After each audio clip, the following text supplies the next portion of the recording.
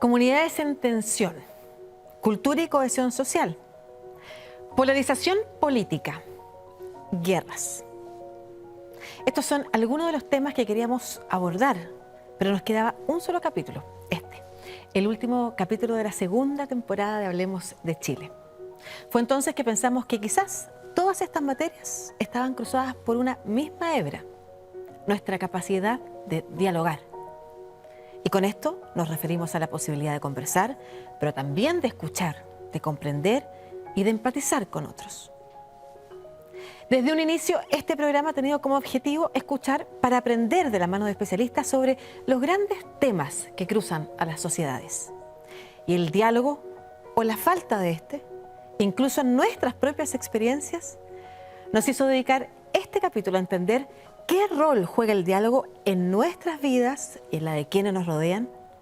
¿Cómo podemos escuchar y comprender mejor a aquellos que piensan distinto? ¿Puede el diálogo resolver conflictos entre países? Bienvenidos y bienvenidas a este espacio de conversación y diálogo. Hablemos de Chile.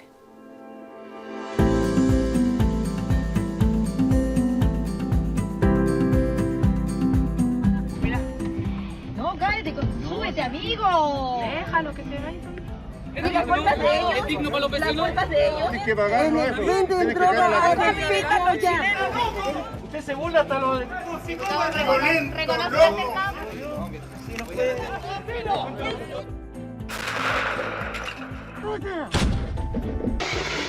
Violence.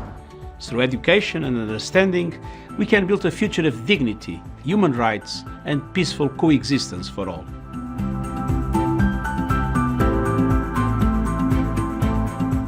Podemos alzar la voz, podemos también problematizar las necesidades propias y particulares de quienes somos. El hablar de política en nuestros barrios, el de entender que si nosotros estamos unidos y vamos a una misma línea, podemos conseguir muchas cosas.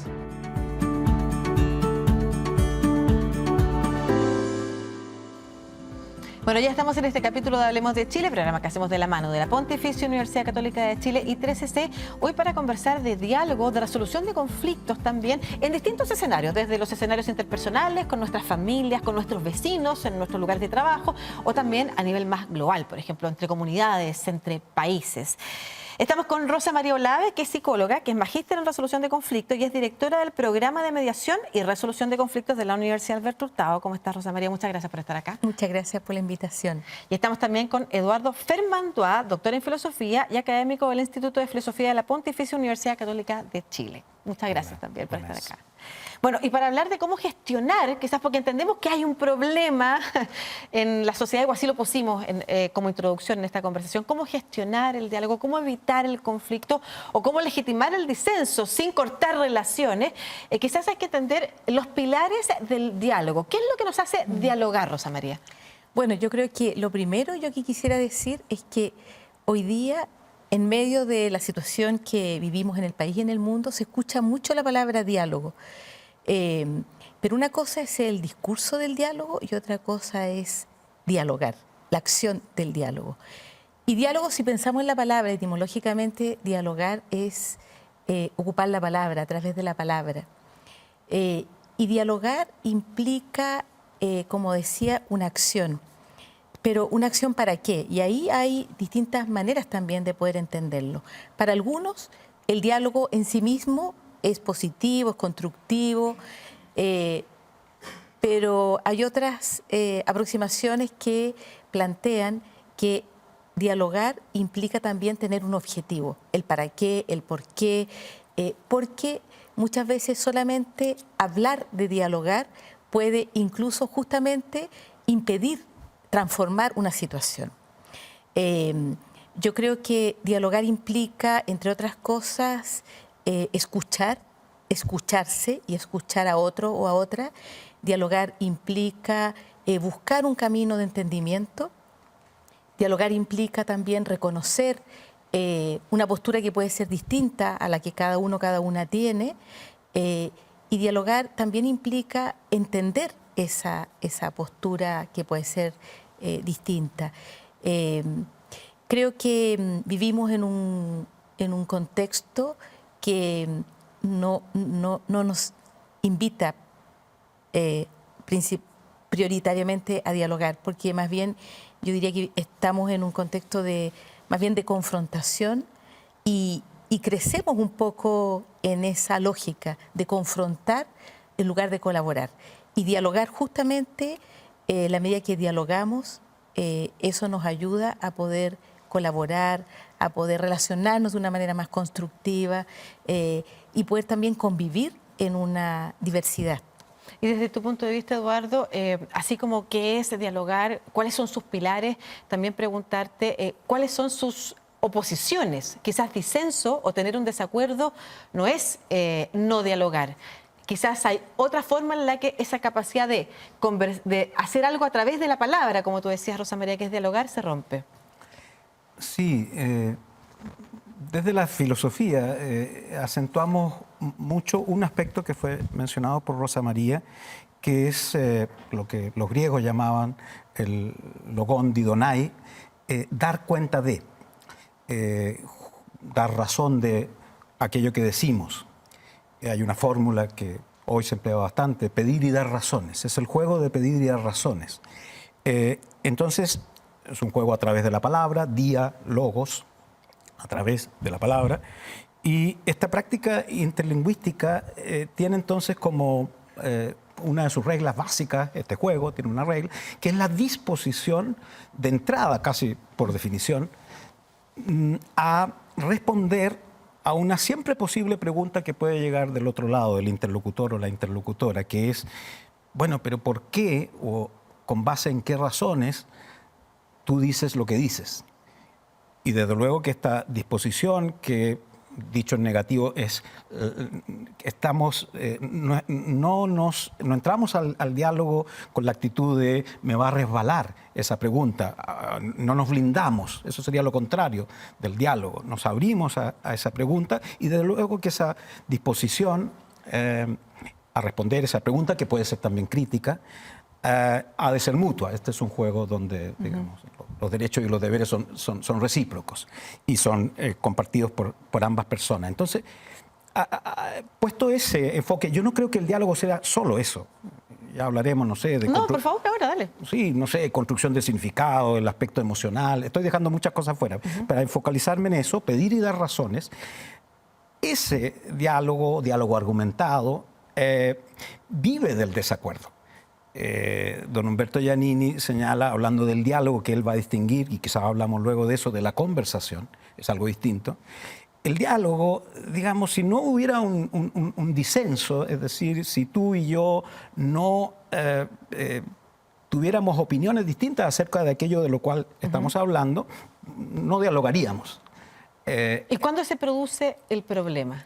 Se produce cuando, y sigo aquí de nuevo al gran filósofo chileno Humberto Giannini, cuando se interrumpe una comunicación habitual porque se detecta un conflicto. Y entonces, dice Giannini, el diálogo es una transgresión de la vida cotidiana. Interrumpimos lo cotidiano para hacernos cargo de ese problema que tenemos tú y yo. Y lo hacemos en esta actitud. Esto, claro, para la filosofía es, bueno, pedir y dar razón es como la definición, ¿no? La filosofía no es sino diálogo, y yo agrego aquí un diálogo que no conoce de un final. Es un diálogo esencialmente inconcluso, abierto. El final de un diálogo equivaldría al final de la filosofía. Has puesto la palabra conflicto sobre la mesa. Nosotros también lo habíamos mencionado en la introducción. Y quisiera que avanzáramos en eso y en mecanismos, además, asumiendo que a todos nos ha tocado encontrarnos con algún conflicto, porque pasan los conflictos y quizás lo que ha cambiado es nuestra capacidad de gestionar esos conflictos, como se dice. Aportar con algunas maneras de transformar, que es otra palabra que tú has puesto sobre la mesa, Rosa María. ¿Qué es lo que hacemos cuando nos encontramos ante un conflicto que a veces lo que hace es no recuperar el espacio de diálogo? No, a propósito que se menciona aquí a un filósofo chileno, hay un gran referente en transformación de conflicto, que es un profesor de la Universidad de Notre Dame. Tiene un libro, de hecho, el pequeño libro de la transformación de conflicto, que es como un ABC para poder entender más los conflictos y para poder entenderlos, para actuar sobre los conflictos. Y una de las cosas que él nos dice es que el conflicto siempre está presente, el conflicto es parte de nuestra condición humana, el conflicto de alguna manera atraviesa las relaciones y que el conflicto en sí mismo no es bueno ni es malo, sino que más bien la manera en que nos relacionamos con el conflicto puede ser una manera más negativa o positiva. Cuando nosotros hacemos actividades de formación, capacitación o talleres para facilitar cuando hay grupos que están en conflicto, una de las cosas que preguntamos es qué palabras, qué conceptos asocian con conflicto. Y la tendencia en general es que aparecen muchas palabras con significado o connotación negativa. Pelea, discrepancia, hostilidad, etcétera, etcétera. Pero también aparecen algunas dimensiones positivas: oportunidad, comunicación, empatía. Entonces, el conflicto tiene esta doble dimensión. Y como tú muy bien decías, el punto es cómo los gestionamos, cómo nos aproximamos a los conflictos. Y sobre todo porque, Rosa María, tú antes de iniciar el programa me decías, hay veces en que las personas toman el camino para resolver un conflicto que les lleva al escenario todo lo contrario, se agudiza el conflicto. ¿Por qué? ¿Qué es lo que no hacemos, no sé si decir correctamente, o cómo lo estamos manejando en esos escenarios que a veces nos llevan a agudizar aún más el conflicto? Lo que pasa es que cuando nos enfrentamos en un conflicto, lo que ahí sucede es que las posturas que cada uno, cada una tiene son de una u otra manera incompatibles. Y como muy bien tú decías, se interrumpe la comunicación, ¿no? Hay algo que se interfiere. Y ahí tendemos, lo que hacemos es a atrincherarnos en nuestras propias posturas, en nuestras razones, también a estar ahí en un ámbito emocional que justamente nos lleva a fijarnos en esa posición. Pero cuando empezamos a entrar más en profundidad y pensar en qué es lo que está ahí detrás de esa posición, cuál es nuestra necesidad finalmente, qué es lo que necesitamos, qué es lo que queremos, a qué es lo que aspiramos. Cuando entramos en esa pregunta, tanto desde cada uno, cada una, y también pensando en qué está detrás del otro o de la otra persona, podemos entrar en una dimensión distinta que nos permita justamente entendernos. Y ahí es muy importante justamente hacernos preguntas. ¿Por qué digo lo que digo? ¿Por qué estoy entrando en esta discusión, en esta disputa? Y en la medida que nos vayamos incorporando en ese espacio en que podemos identificar qué es lo que necesitamos, abre un camino posible de diálogo. Porque cuando estamos atrincherados en nuestras posturas, lo único que ahí sucede es que el conflicto escale. Y lo que necesitamos es que el conflicto desescale. Y ahí, Eduardo, aparece un componente, por favor, agrega lo que tú quieras, pero algo que aparece ahí es la idea de la verdad, como imponer mi verdad, quizás.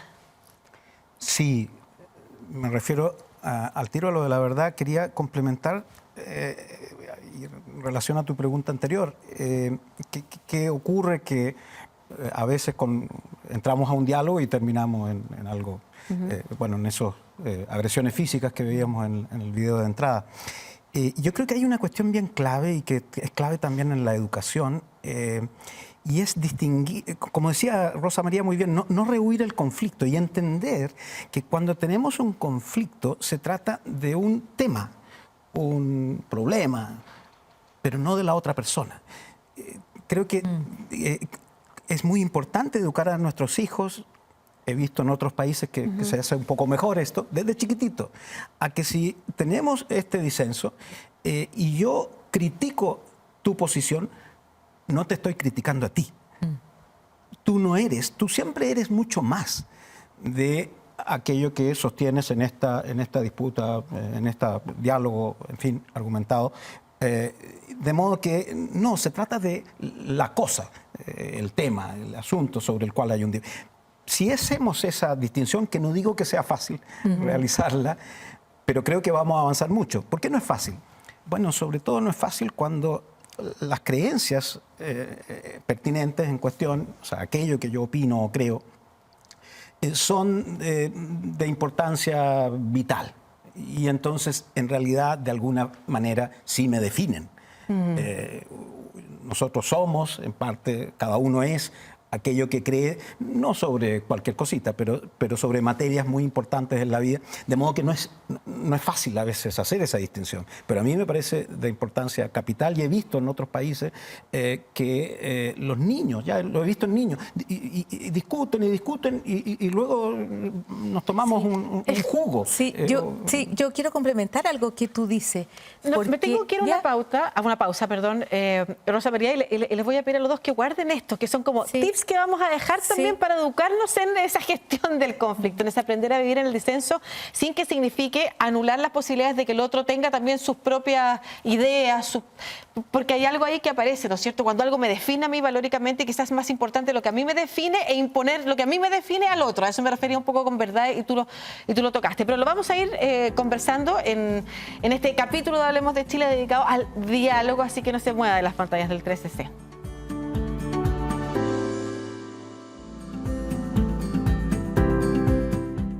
Estamos de regreso en este capítulo de Hablemos de Chile, programa que hacemos de la mano de la Pontificia Universidad Católica de Chile y 13C, hoy con Rosa María Olave y con Eduardo Fermandoa, conversando sobre diálogo y conflicto. Y vamos a tomar contacto ahora con Noruega para hablar de cómo funciona el diálogo en el marco de conflictos, por ejemplo, bélicos. Vamos a contactar con Alfredo Zamudio, que es un chileno que nació en Arica, pero desde el año 76, que vive en Noruega, donde trabaja como director de la misión chilena del Centro Nansen para la Paz y el diálogo y la transformación de conflictos. ¿Cómo estás, Alfredo? Muchas gracias por estar acá. Muchas gracias por la invitación, Lucía. Un gusto estar con ustedes. Alfredo, primero te quiero pedir que nos cuentes cómo funciona el Centro Nansen. El Centro Nansen es un centro chiquito que existe en Noruega, en un pueblo que se llama Lillehammer. Es financiado por el gobierno noruego, por el Estado, a través del presupuesto nacional.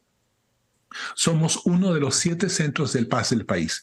Mis colegas que empezaron con este trabajo durante la guerra de ex Yugoslavia, empezaron con una idea de qué tal si juntamos gente para hablar de cómo será el día después de la guerra. Y empezó con una conversación, sacando a gente desde Sarajevo durante el bombardeo de Sarajevo. Algunos de ustedes que eran ya mayores en ese tiempo se acuerdan de esas imágenes. Y sacaron a 17 estudiantes, los trajeron a Noruega para hacer algo tan impresionante como ¿qué pasa después de la guerra? Y el centro ha trabajado muchísimo en esa zona, o sea, se dio cuenta con esas conversaciones que cuando los pueblos empiezan a conversar, hay un cierto patrón de orden de cómo se hacen las conversaciones. Entonces lo que el centro hace es que se ha especializado en crear esos espacios y en enseñar a mucha gente más cómo se pueden lograr esos espacios. Y mis colegas han trabajado muchísimo en Irak, en Siria, en Afganistán, en los Balcanes, y yo en este centro he tenido el privilegio de trabajar como director hasta hace un poco atrás, y también en Chile desde el estallido social. ¿Qué rol puede tener el diálogo, Alfredo, en conflictos bélicos como el que vemos hoy? ¿Cómo se puede introducir?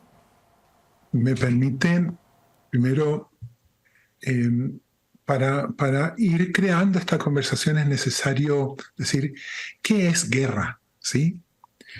El conflicto bélico, guerra, es la intención de las partes de imponer su verdad, de imponer la verdad a la fuerza. Entonces, no es ningún otro tipo de comunicación excepto que se están usando todo el poder letal para imponer su verdad.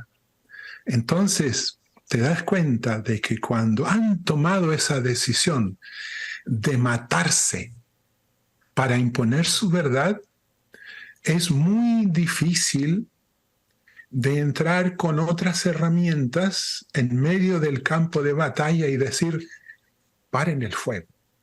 ¿Sí? Eso sucede solamente en las películas. Cuando las partes, los grupos o un grupo ha tomado la decisión de erradicar físicamente al otro, es una cosa muy grave.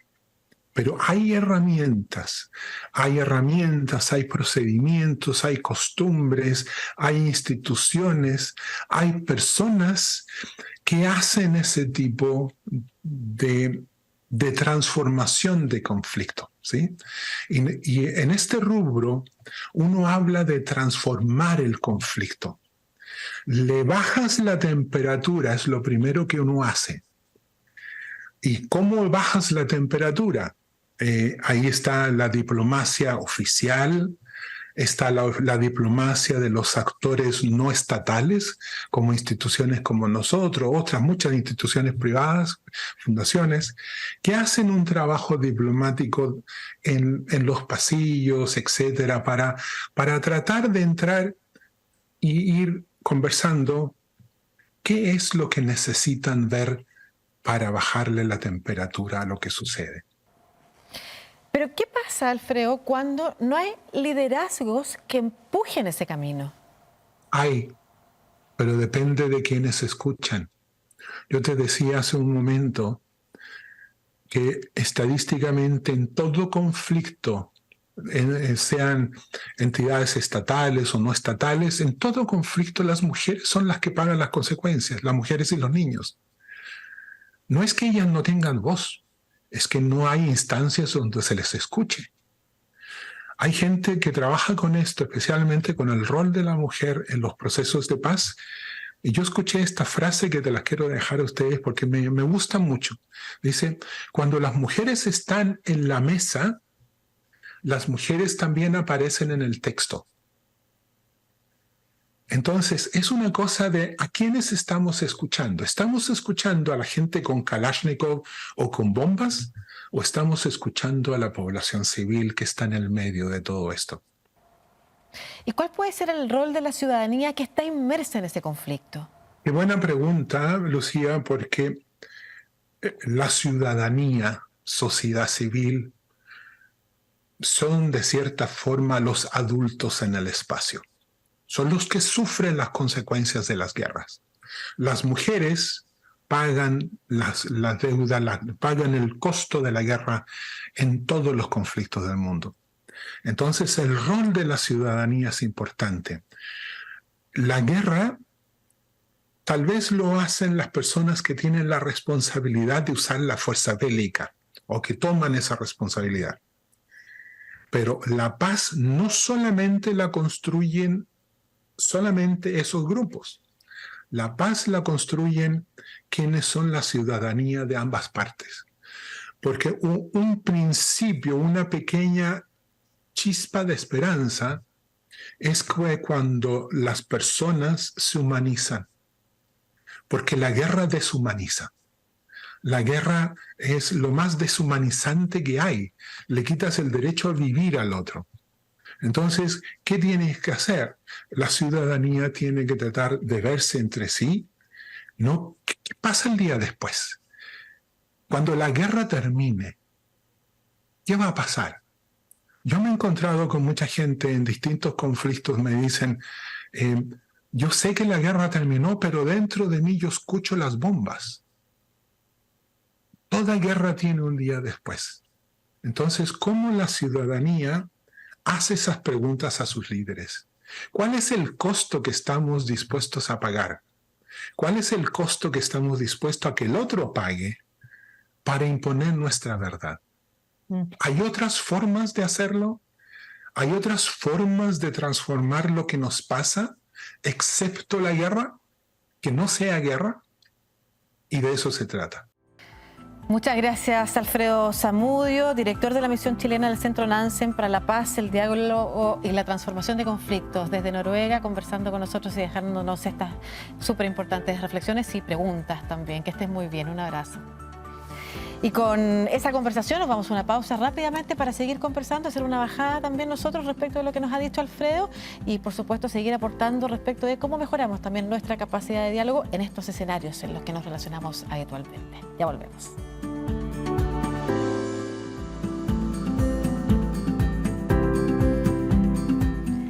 Y Ya seguimos aquí en Hablemos de Chile, el último capítulo de esta temporada 2023. Hoy conversando sobre dialogar y mejorar nuestra capacidad de diálogo. Con Rosa María Olave y con Eduardo Fermandoa queremos hacer algunas reflexiones, ¿no es cierto?, respecto de lo que escuchábamos en el bloque anterior sobre lo que nos decía Alfredo Zamudio y también relacionado también con lo que estábamos conversando al inicio. La palabra verdad, por ejemplo, apareció aquí. Sí, yo no había respondido a esa segunda parte de tu pregunta anterior y relacionado con lo que decía Alfredo. Él definía la guerra como el intento de imponer una verdad. Y eso se entiende. Lo que yo quiero decir respecto de la noción de verdad es que la imposición de la verdad implica una mala comprensión de ese término, de ese concepto que creo que es importante, tiene mala prensa a veces, precisamente porque asociamos verdad con imponer verdad. Pero en realidad ese es un engendro conceptual si se piensa lo siguiente: en realidad la idea de verdad no es sino la idea que mantiene el diálogo de pedir y dar razones abierto e inconcluso. Es aquella idea que me permite a mí decirte a ti y siempre: veo tus razones, pero creo que no estás en lo cierto. Y lo mismo me puedes decir tú a mí.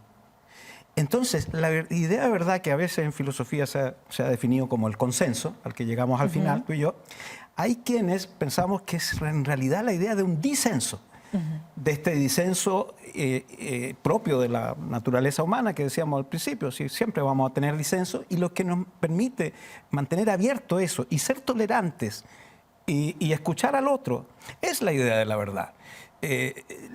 La idea de verdad pervertida es la del dogmatismo y la del fanatismo.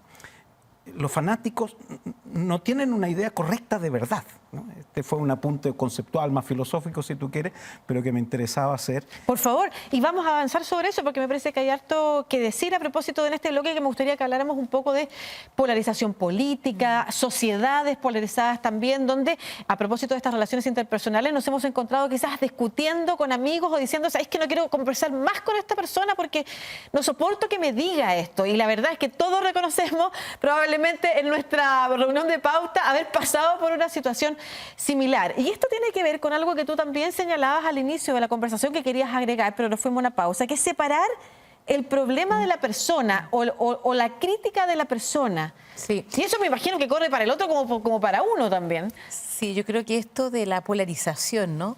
A mí me parece que justamente hoy día vivimos en contextos altamente polarizados. Y tú lo planteabas al inicio, los contextos polarizados de alguna manera van permeando los distintos espacios. Sin ir más lejos, este fin de semana, a propósito de las elecciones de Argentina, yo conversaba con algunas amistades y me comentaban que habían quiebres en las familias porque estaban en posturas distintas. Cuando hay contextos de polarización, una de las cosas que pasa es que uno tiende a conversar con los que piensan similar a uno o a una. Y por lo tanto, cuando además vivimos en sociedades tan segregadas como las nuestras, como en nuestro país, como en otros países en América Latina, los mundos están tan separados que tendemos a encontrarnos con los mismos parecidos y que por lo tanto el otro o la otra es visto o es vista como con cierto temor, con cierta distancia, con amenaza, como algo amenazante. Y porque justamente también todo eso tiene que ver con nuestra identidad, con nuestras identidades. Porque estamos en un contexto de polarización también implica mucha desconfianza. Entonces, la desconfianza también nos lleva a no poder encontrarnos en un espacio que nos implique poder hablar con cierta libertad, poder respetar posiciones que son distintas, no tener temor a eso y separar que si yo pienso distinto con mi mamá, con mi hermano, con la pareja, etcétera, eso no implica que voy a romper la relación con él o con ella. Y si nosotros nos ponemos en el ejercicio de transformar eso, que es una palabra que hemos puesto sobre la mesa, considerando que el cambio quizás parte por uno, ¿qué debemos hacer? ¿Cómo cambiamos esa dinámica? Yo creo que ahí la transformación pasa por distintos niveles. Una transformación que es personal, que tiene que ver con cómo me dispongo a poder escuchar de una manera distinta, comprender de una manera distinta. También hay una transformación relacional, es decir, cómo yo también puedo establecer mejores vínculos con los otros, con las otras, sentir también que somos personas, seres humanos dependientes, que necesitamos de los otros. También la transformación, creo yo, implica cuestiones en la dimensión más cultural. Poder, por ejemplo, porque el otro tenga un sistema de creencias, valores distintas, yo más bien cómo me abro a conocer eso y no a cerrarme antes de. Y también la transformación pasa por cuestiones de nivel estructural. Voy a, solo rapidito, para pasar rápidamente a Eduardo. ¿A qué te refieres con estructural? Me refiero, por ejemplo, cuando hay desigualdades estructurales, injusticia. Perfecto. La capacidad de conocer a otros. Y cuando hablaba Alfredo de la paz, hay una distinción muy importante que hace un sociólogo noruego, justamente Johan Galtung, no sé si lo ubica. Él habla de la paz positiva y la paz negativa.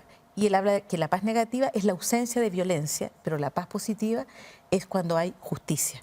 Perfecto. Eduardo, mencionabas, y ha salido lo dogmático, lo valórico, ha salido en este bloque, ha salido en el bloque conversando con Alfredo a propósito de la imposición de miradas ideológicas, religiosas a veces u otras. Y en el primer bloque también cuando mencionabas lo que anula la posibilidad de conversar con otros porque creemos que nuestro dogma nos define y ahí es muy difícil separar personas de idea.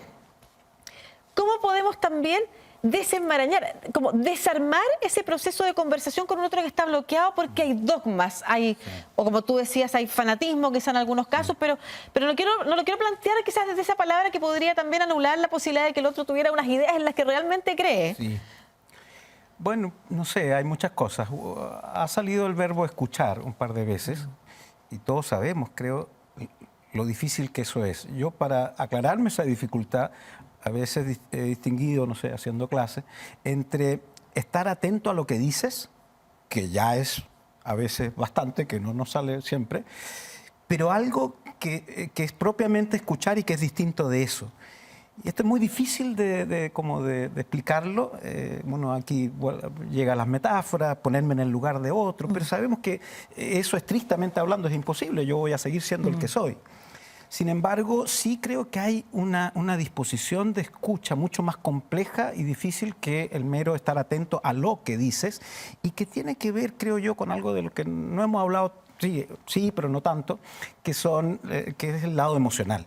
Es decir, yo llegar a detectar, por supuesto, los psicólogos saben mejor cómo se hace esto, el lugar afectivo desde el que tú me estás hablando. Me estás hablando desde la rabia, me estás hablando desde el miedo, o desde esa rabia que muchas veces esconde miedo, o desde la confianza o la desconfianza.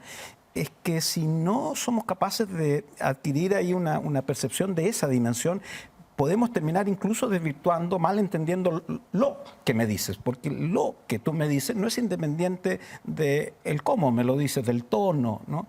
Entonces aquí estamos ya bastante, ya no es pedir y dar razones simplemente, lo que decía yo antes, sino una dimensión expresiva de nuestras conversaciones que creo es muy importante. Eso por ahora. Ahora, yo quería también agregar, dado que comencé diciendo, están los diálogos argumentados, que hay otros tipos de interacciones lingüísticas y una en particular creo que también contribuye a la mejor convivencia o, como decía Samudio, Alfredo, a preparar un poco el terreno antes de quizás entrar en esa conversación más difícil sobre aquello que nos divide en principio, y que es lo que don Humberto Giannini nuevamente llamaba la conversación. Él distinguía muy claramente la conversación del diálogo, ya sabemos lo que es diálogo, la conversación es algo mucho más lúdico, si el diálogo se rige por el principio del pedir y dar razones, la conversación por el principio del placer. Es la conversa por el mero gusto de intercambiar, de conversar, es esa práctica humana que valoramos en sí misma y no porque nos sirva para otra cosa. como tocar la flauta, para tomar un ejemplo famoso de Aristóteles, de una práctica que la hacemos por sí misma, ¿no? Y porque es rica en todos los sentidos del término. Esa práctica que, según don Humberto, sobre todo se da en el domicilio más que en el trabajo, donde prima el lenguaje informativo, pero también en el bar, ¿no? Y donde hay en el bar una experiencia del tiempo distinta, que no se cuenta, no son bienvenidos los relojes en el bar, es una conversación distendida, muy libre, hay una disposición corporal como de atender al otro, echar el cuerpo un poco para adelante, ladear la cabeza un poco, que es ese ademán tan humano del intento de comprenderte de verdad. De modo que la conversación, la del bar, la de la casa, la que se va por las ramas y vuelve o no al tronco, o salta a las ramas de otro árbol, sí. Esa conversación más lúdica que se parece a un paseo, pienso yo que es una práctica distinta del diálogo, enormemente importante para la sociedad. Quiero ir a una pausa nuevamente y tenemos el último bloque para las reflexiones finales. Siempre eso nos hace corto, sobre todo a lo que nos gusta conversar. Pero no se muevan de las pantallas del 13C porque todavía nos quedan cosas que decir.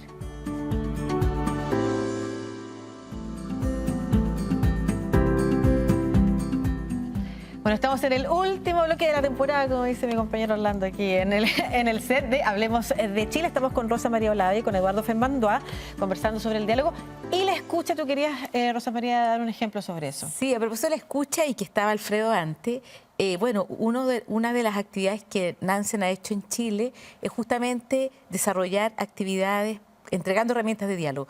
Y en el manual Nansen de diálogo, no sé si lo ubicas, hay un ejercicio que significa que una persona cuenta en 5 minutos una situación, un problema, un conflicto, y otras 3 personas escuchan por 5 minutos distintas dimensiones. Uno escucha los hechos, otra persona escucha las necesidades y otra persona escucha los sentimientos. Y la experiencia en general de todas las personas que hacen ese pequeño ejercicio de 5 minutos es bien significativo porque finalmente primero se dan cuenta de lo no fácil que es escuchar. Lo segundo es que cuando una persona habla y cuando otra persona escucha, podemos escuchar distintas cosas al mismo tiempo y que cuando estamos en un conflicto, eso de alguna manera se nos desdibuja. Claro. Y la riqueza, finalmente, que puede tener una conversación de 5 minutos, si estamos plenamente, con todos nuestros sentidos, atendiendo esa conversación, no solo desde el punto de vista del lenguaje verbal, a propósito de lo que decía Eduardo, sino que también en todo lo que habla el lenguaje no verbal.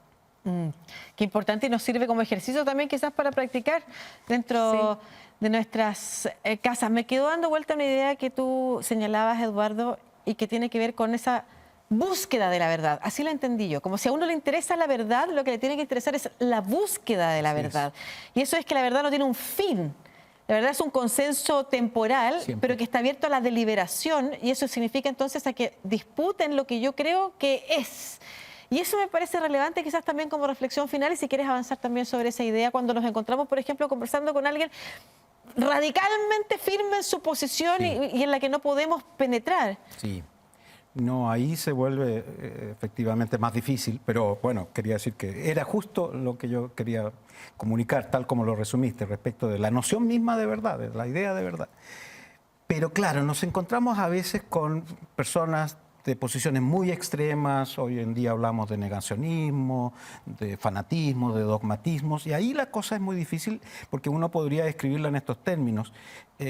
Argumentar se vuelve ya imposible dado que no compartimos con esa otra persona ni siquiera las premisas más básicas, y argumentar siempre requiere de premisas compartidas, y uno intenta entonces mostrar que tal cosa se sigue o no de esa premisa.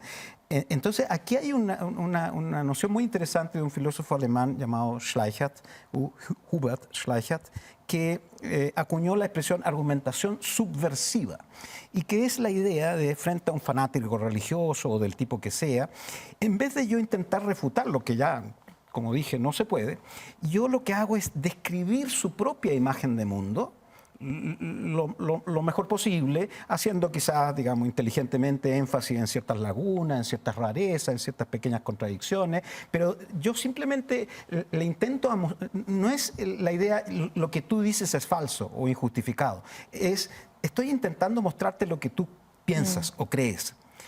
Y claro, es una práctica en la que, digamos, es muy frágil, porque todo depende ahora de que la otra persona comience, a propósito de ciertas sospechas, una reflexión autónoma, pero yo jamás lo voy a refutar a él, simplemente voy a ayudar para que él comience un proceso ahí de revisión.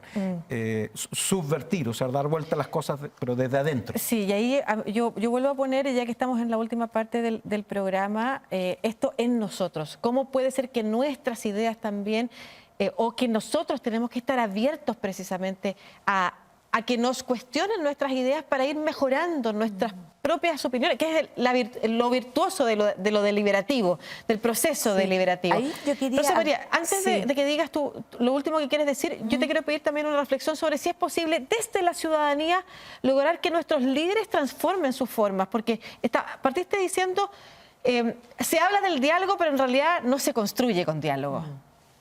Sí, yo creo que ahí creo que tiene que haber un mayor acople, ¿no?, entre la ciudadanía y los liderazgos o quienes de alguna manera están en posiciones de toma de decisiones. Y ahí Lederach, que es como quien de alguna manera ha acuñado esto de la transformación del conflicto, los diálogos improbables, él presenta un esquema en una pirámide, la representa, y en esa pirámide, en la base está la sociedad en su conjunto, las comunidades. En el medio están los liderazgos intermedios, los técnicos, los especialistas, y en la cúspide están aquellos que toman las decisiones. Entonces él dice que tienen que haber interrelaciones verticales y horizontales. Es decir, cómo hay comunicación entre la ciudadanía y atraviesa toda la pirámide, y diálogos horizontales. De alguna manera que circule todo eso y que no quede fijado solamente en una parte, y ese desacople, ¿no?, entre ciudadanía y liderazgo. Y yo quería agregar algo de lo que decía Eduardo. Nos quedan segundos del programa. Yo creo que los disensos culturalmente los vemos con mala cara. Y yo creo que lo que sí a mí me parece algo importante es cómo acordar que estemos en desacuerdo. Que sea un acuerdo estar en desacuerdo. Que aprendamos a convivir en este espacio plural con distintas visiones y opiniones, y que esta conversación nos ayuda también a crecer como comunidad. Muchas gracias a ustedes por estar en este programa, y como siempre a ustedes por acompañarnos en cada capítulo de Hablemos de Chile. Queda mucho más por ver también y conversar por las pantallas del 13C. Que estén bien.